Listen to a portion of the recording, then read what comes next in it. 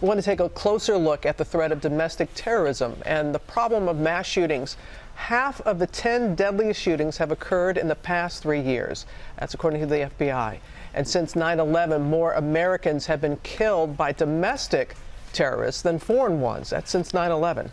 Let's go to Chief Justice Correspondent Pierre Thomas in Washington with more on this side of the story. Good morning, Pierre.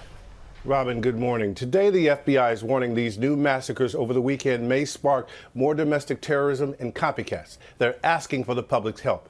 In recent years, hundreds of mass shootings, a spike in active shooter attacks, and as we speak, the FBI is monitoring hundreds of domestic terrorism suspects, many of them motivated by racial hatred. This weekend's shootings just the latest in a string of cases that have authorities scrambling. And this stark warning from FBI officials. Since the Tree of Life synagogue massacre last October, suspects talking about all these Jews need to die. The FBI says it's seeing a surge in reports of hate crimes involving suspects who identify as white supremacists. There's been a rise in attacks that were inspired by white supremacy activity. Senior FBI officials recently warning they're investigating roughly 850 domestic terrorism cases, a significant number involving racial and ethnic hatred. There have been more arrests and deaths in the United States caused by domestic terrorists than international terrorists in recent years. And if Americans are wondering if something new and disturbing is emerging, there is. According to the FBI, in the early 2000s, the nation averaged roughly 6 active shooter incidents each year, incidents with suspects seeking to kill people in densely populated places like malls and schools. By 2017, the number jumped to 30 incidents that year alone, 5 times more. To combat the carnage, the FBI and Secret Service have been studying active shooters and mass killers.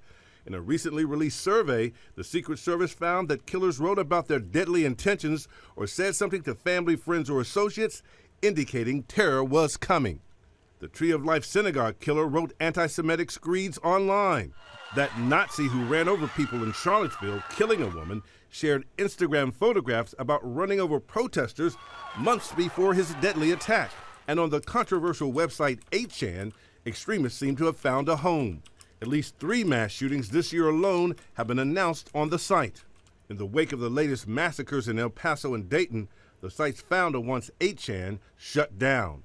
Overnight, the network provider Cloudflare says it has cut off the site's services for, quote, refusing to moderate their hate-filled community.